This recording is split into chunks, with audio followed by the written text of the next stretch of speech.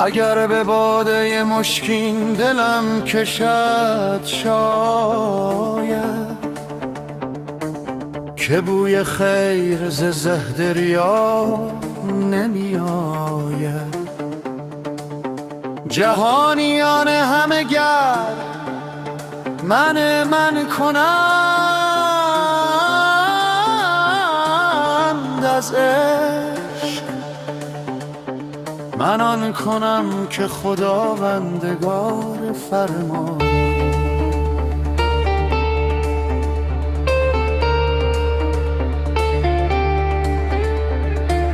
طمع ز فیض کرامت مبر که خلق کریم، گنه ببخشد و بر عاشقان ببخشاید. مقیم حلقه ذکر است دل بدار،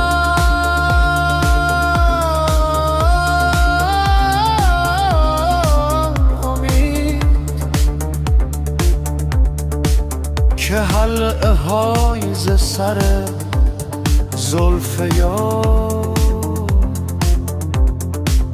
بگشاید.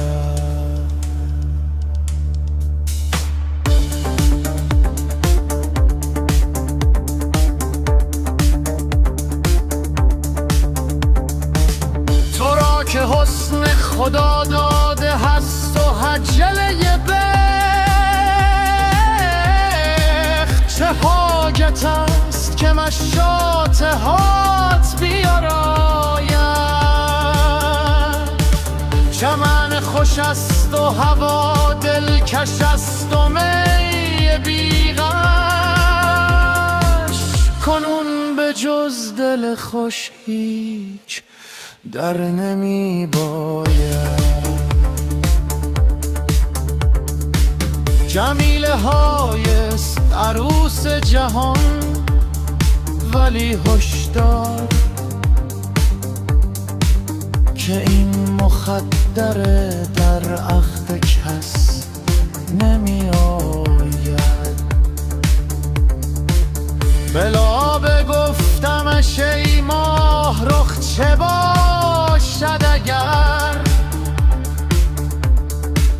به یک شکر ز تو دل خسته های بیاساید.